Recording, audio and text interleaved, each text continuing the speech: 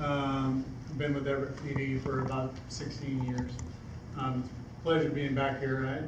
I remember the young lady in the back when I was going to community meetings back when I was in patrol, so it's good to see her. We're going to talk about the issue of registered sex offenders and what we do. This is Detective Berg. He's from the Snohomish County Sheriff's Office. And we both do the same job. He does it for the Sheriff's Office and I do it for Everett PD. So myself, I go around to residences and I check on level 2 and 3 sex offenders and we'll talk about the different levels. And our patrol officers check on level 1 offenders. Basically what we do is we'll check, verify that they're living there, verify the addresses that they're registered under. I'll make sure that they're there, and if they're there, I check them off a system that we have, and then I move on to the next.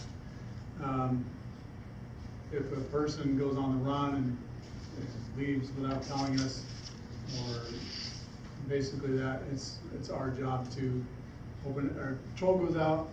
If it's a level 1, if the person is gone, they write a report and come to us, and we do the investigation and find out where they're at and go through it. I know I don't dress like the normal Everett police officer, and it's because I'm on a task force with the Snohomish County Sheriff's Office, the U.S. Marshals, and it's been a good resource for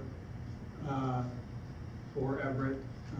It's kind of expanded our reach, and marshals can reach out a lot farther than most of us. So I'll let Scott has a great presentation that he has, and if you guys have questions that we can't answer, I'll write them down and we'll get back to you. Okay. So the presentation I'm going to put up here, we're not going to do the whole presentation. This is a presentation I put together for the Citizens Academy, for all the members, folks that sign up for Citizens Academy at Snohomish County. I do this once a year. We're going to probably use about 20 slides or so and get you to a point where you better understand how we got to community notification, what laws were in effect way back when. You're going to learn that today the state of Washington was one of the spearheads in the sex offender registration process, long before the feds have put it in SORNA and so on and so forth. The state of Washington was way ahead of all that. So we're going to run through some slides here real quick. Some I'll skip, some I won't. And I don't have a little clicker, but we're not really on screen, but that's a little introduction. In a perfect world, people believe that we should be able to sign or notify the community by putting signs in people's yards saying, hey, this is where this individual lives. Okay? The law doesn't allow that, nor is it beneficial to the community. Okay? Here in the state of Washington, the way that we notify folks is that we send out a mailer. So if a person moves into your neighborhood, there's a geographical area that we would choose or pick in that area to get the maximum number of mailings that we can get for the citizens in that area and notify them of the offender that has moved into the area. As you see up here on the upper, your right, they actually do, and I don't remember what county that is, but they actually do have a process in place where they will sign somebody's front yard, which again, I don't think is very beneficial. I think it's detrimental to the county, or to the community, and to the offender. It just doesn't do anybody any good. Different words that is described for all of these types of people. These are people that may or may not be offenders. You know, do we know what an offender looks like? No, we don't.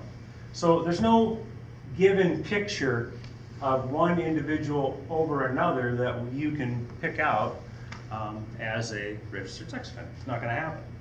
So statistics show that 85 to 90% of all sex offenders offend against a family member or somebody that they know. Okay? A small percentage is that person that jumps out of the bushes and commits some sort of an attack on somebody. More so, you're going to hear about those because those are the ones that are going to make the news. Okay? Guy jumps out of the woods on somebody on a trail and assaults them, you know, gropes them. Some of the most recent ones, we've had some gropings and things in Seattle. You're going to hear about those, but you're not going to hear about the known victim of the uncle or the grandfather or the stepdad or the stepmom or something like that. So more so you're going to hear on the news is that the wow factor of the crime that took place is this person attacked somebody. Again, few offenders offend against strangers. I'm going to try to adjust this a little bit as we go here so we can. So, number one, community safety is our concern. Okay? Along with that is we have concern for the offender. Okay? We put those mailings out, they're for information purposes only. They're not for a citizen or a citizens group to plaster these things all over the neighborhoods. That's can be considered harassment. And when people call and talk to me about that, hey, can we post this in our neighborhood? Okay, what I do suggest to them is, first of all, that anybody that accepts mail in geographical area that you received yours will have received that mailing as well. But if you see it necessary, if you have a place that you post community notifications for your neighborhood group, post one there. You don't need to put them on all the posts or all the posts. You don't need to put them in front of the mailboxes. You don't need to do any of that stuff because most of those people have already received that. So what you're doing is you're defeating the purpose of the community notification. You're also going to cause that individual to not be in the community and act as a normal citizen. You have to remember, these people have been in prison. They've served their time. Most, if not all of them, have participated in some sort of treatment, and now they're released. Okay? Had they not done some of those things, they may or may not be released. Okay? So keep in mind, they've gone through these things maybe 7, 10, 15 years.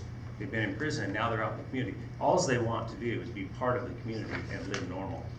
Not necessarily undetected because we've sent that notification out, but they just want to live. Okay? They don't want to cause a problem. They don't want to bring attention to themselves, more so than law enforcement is required to do for the safety of the community. They just want to live. So when we throw that notification out there, that really raises their eyebrows and causes a little disturbance in them. But most of the time, they're already aware that that's going to happen, because I spend time going to the prisons and I put on a presentation with the offenders, 60 of them or so in a room, and we talk about registration. We talk about registration requirements, how you do it, where you go, if you move, what's the process if I'm a level 2, 3, or a kidnapper, am I gonna have a community notification put out? Yeah. So I go through all of that. So these individuals that are releasing, at least within the last 5 years when I came into this position, they're aware of it. They know what's gonna happen. So it's no surprise to them. So what I guess I'm trying to say is that the community shouldn't make it any harder. They've already been given the information. Use the information for the safety of your family, your friends that come over. If you see it necessary to, keep it on hand for other folks that are coming to your house, then that's your prerogative. But don't plaster it all over the place. Washington state laws, history of Washington. Like I said, back in 1990. 1990 was Protection Act of 1990. So these are three situations that took place that prompted the state of Washington, and I think it's Booth Gardner, I think I have another slide on it, to put together a task force to better monitor offenders that are releasing from prison. First one is a Seattle businesswoman abducted, sexually assaulted, and murdered by an offender who had walked away from his work release. He had served 13-year prison sentence for attacks on 2 other women. Law enforcement never knew that he was out of prison. We didn't know where that person went. Okay. 7-year-old boy riding his bicycle near Tacoma was attacked, sexually assaulted, mutilated, and left for dead. Offender had a 24-year history of crimes against children. Lived right down the street from the victim. Again, known victim. Knew who this little person was. Again, law enforcement didn't know that person was there. Department of Corrections may have known where both of those people were. Law enforcement wasn't aware. Task force deliberated on September 14th, 1989, October 29th, 89. Serial killer Wesley Allen Dodd kidnapped, raped, and murdered 3 young boys in the Vancouver, Washington area. Okay. Again, Dodd was kind of on the radar. I think that law enforcement knew about him, but none of these things were in place where law enforcement got a LEN, which is law enforcement notification from the Department of Corrections. So DOC was there, they knew where he was. So what they have done is, they back up. So law enforcement didn't have a way to notify the public of these things. Okay? We may or may not have known about it. It wasn't really public knowledge. We didn't share that information. It wasn't shared throughout, and we had no way to give that to the citizens. Washington, in 1990, became the first state to authorize release of information regarding sex offenders to the public. Since then, the law has been amended numerous times, expanded applications of uniformity across all 39 counties, so everybody does it the same way, and increased citizens' access by providing information on the websites.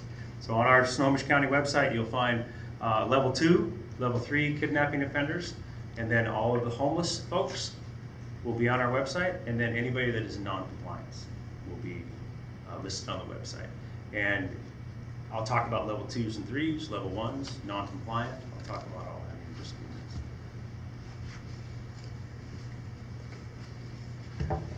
minutes. So this is the Community Protection Act there. Booth Gardner established it, and he talked about the law enacted on February 28, 1990. This is what required all sex offenders that were, at that time, they had a list of crimes that the individuals were convicted of. Those were then the people that were required to register. I wasn't around then, but from what I understand, that prompted law enforcement to go out and have to go through lots of court dockets, go knock on doors, and require those people to come in within 3 days to come in and register. Along with that, excuse me, Officer. Yes, sir. Just so you know, they arrested 1,258 people in Washington State during that roundup. Thank you. This act also provided the following things. Civil Commitment Center. Civil Commitment Center is located on the McNeil Island, which used to be a federal penitentiary. They have they're not at the federal penitentiary anymore. That has been shut down by the state of Washington. There's a newer facility put out there. It resembles a prison. However, the inside of it, there are 3 levels of security where an individual is brought into that, brought through the process of civil commitment. There's some court hearings, there's documents that are reviewed. The person goes through a lot of psychiatric review prior to being required to be housed at the Civil Commitment Center. Okay? Civil Commitment Center is after they have already served their prison sentence and they deem that these people are sexually violent predators, therefore they want to keep them in some sort of custody and continue with types of counseling and treatment and so on and so forth. When I say there's 3 types of security in there, when they first get there, they are in similar to a prison or a jail cell. And then they move to another area of security where they have free reign within the building that they're in. They have a common area. And then from there they move to outer housing within the facility, which is kind of like dorms. They're 1-story dorms. They have rooms, they have a common kitchen, everybody has their own room, you have your key to your room, that kind of thing. So they progress slowly through that, and we're seeing now more of those guys are now progressing back into the community after they've fulfilled all of their requirements. Each one of those requirements that they do, then they can move to a different step of security in that facility. And that is McNeil Island. Federal laws. So the Jacob Wetterling Act, I don't know if anybody's heard of that. Whoops, wrong one. Okay, enacted in 1994, mandated all states and territories set up sex offender registration. So you see that that's 4 years after the state of Washington already started this. So in 1994, the feds got on board and said, hey, we should probably be doing this too and get everybody involved. Then there's the Megan's Law, 1996. Girl was lured into the neighbor's home, see a puppy in Hamilton, New Jersey, sexually assaulted and murdered by strangulation. Megan's killer was twice convicted sex offender. This law amended the Wetterling Act to require community notification in all states. So the community notification is the same thing that we do here. It's the mailing, and that's rain coming off the roof. Wow. I was wondering what that was. Don't go outside. So that, again, this here now started the community notification so that the community now is made aware of what's going on and these people that are released into the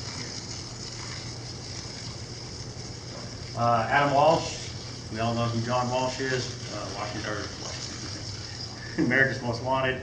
His son was abducted at a mall.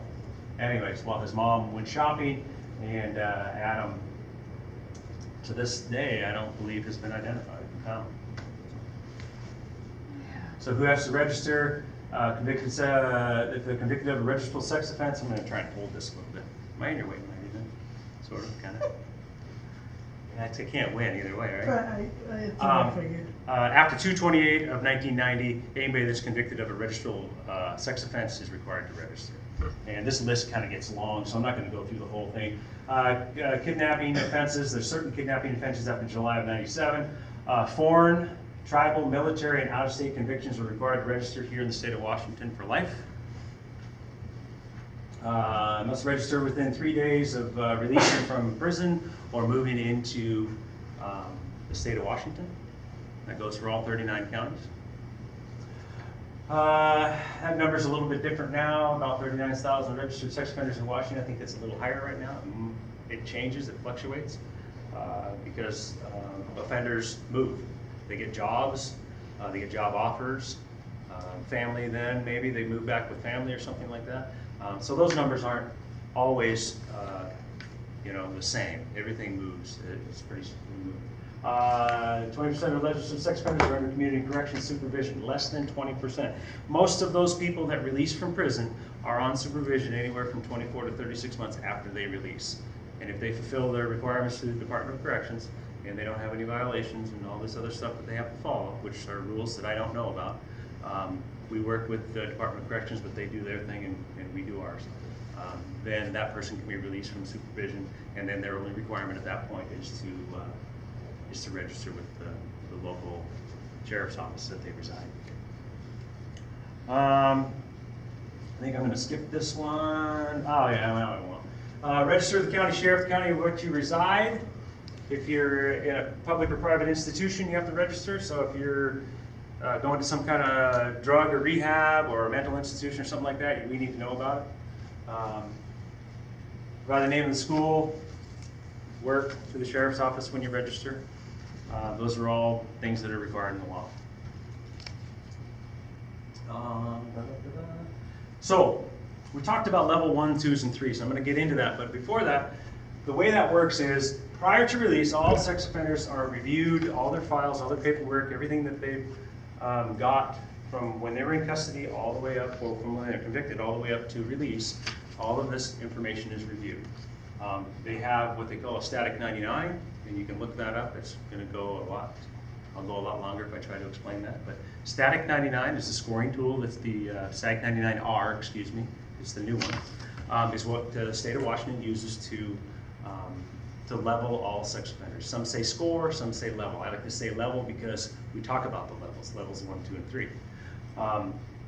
In 1997, the committee was responsible for establishing sex offender level notifications. Law enforcement may depart from the community's risk level assessment, which is the level that they give them coming out of the Department of Corrections, if we have additional information that will stand up legally to raise or lower their level. We can't just arbitrarily say, you know what, this person is a bad person and we need to make them a level this, or this person is a great person and we need to make them this.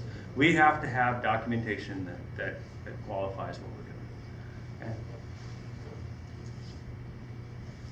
So what do the levels mean? Level 1, majority of the registered sex offenders are classified as level 1, considered low risk to reoffend. Is that true? Maybe or maybe not. I don't know. Okay. The people that get paid much more than I do, that are doctors and psychologists and so on and so forth, have established some of these levels as far as I guess the definitions of them. I gotta believe that anybody at any time can be an additional threat to the community.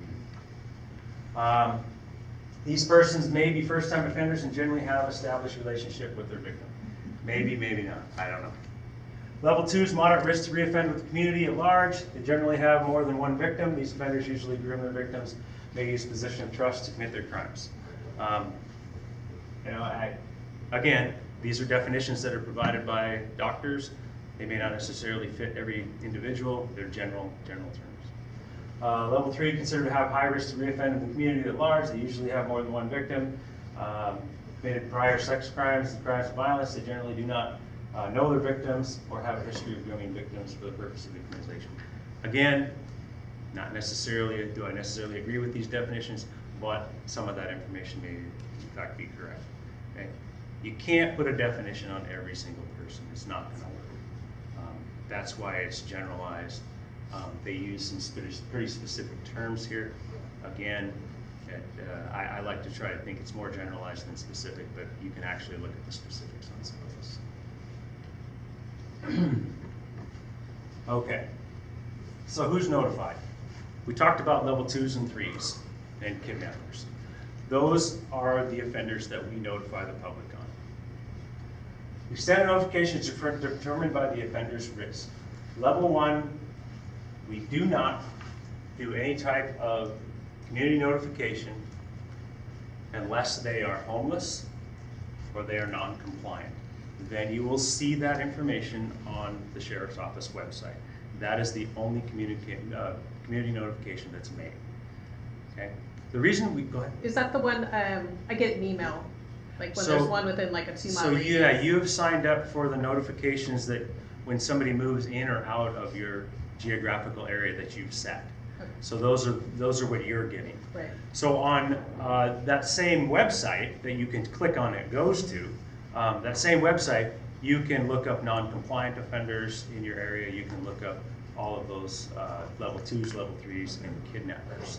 Okay. The homeless will also be listed on there. Yes, sir. So I want to make sure I understand these levels, the way that you've announced them here. Level 1, a guy could have a child rape with a weapon, and this is on your guys' webpage now, okay? And he's a level 1, okay? A guy with an attempted crime, okay, 31 years ago, could be a level 3, okay? So I guess my question is when you give those definitions, it's not fitting in, because here's a violent crime, people that they didn't know, a child with a weapon versus a guy who actually got found not guilty, and then they allowed the trial to continue as an attempted. So therefore, he's a level 3, 31, 33 years later. Can you explain with this matrix SR99, how that could happen? Where the community isn't notified about one, but a 33 year later, that he's at level 3 and you're sending out flyers. Again, I'd like to say that I don't want to get into specifics. Well, that's good. That's a specific. Okay. So, like I said, they're general terms, they're general definitions. I don't make up the definitions, okay? And the static 99 is the tool that they use to come up with those levels, okay? They also can use aggravating and mitigating circumstances. Is that based on static somebody's- 99, is that R in the static 99R, is that available for the public to look at? Absolutely. It is? That's on, yeah, Google search it. Public disclosure? Google search it, it's there. No, I mean, for the people that you've done the review on, can't they get it a public disclosure? I imagine they can. I don't work in public disclosure, so I don't know. Well, okay, but you're in the sex offender Again, division. I'm not in public disclosure. I don't know the laws of public disclosure. So it is a document that is, It's a document. That's Can created be- by the I state. guess to answer your question, is it a document that we have? Typically, yes, we have them, or Department of Correction has provided them for us. If it's public disclosable, I don't know if it's public disclosable through us, or if it's a document that has to be public disclosed through DOC. I'm not sure. And That's so- what I mean. Right, and so I guess it's also, we have a whole bunch of HIPAA stuff in it, since they're looking at doctors' information, correct? Not on the form itself. Well, but if they're If looking you're- at everything you- on the DOC side, that would So include the can medical. we talk about it later and I'll get through this? Well, you know we can't. And then I'll answer your question. Okay, Oh, folks, absolutely. I have to tell you folks why I'm here. First of all, my name is Willie Russell. I am a registered sex offender, and I am here for the simple reason that these people are instilling fear. okay? They're not telling you all the truth about things, okay? And I would hope that you would ask me to come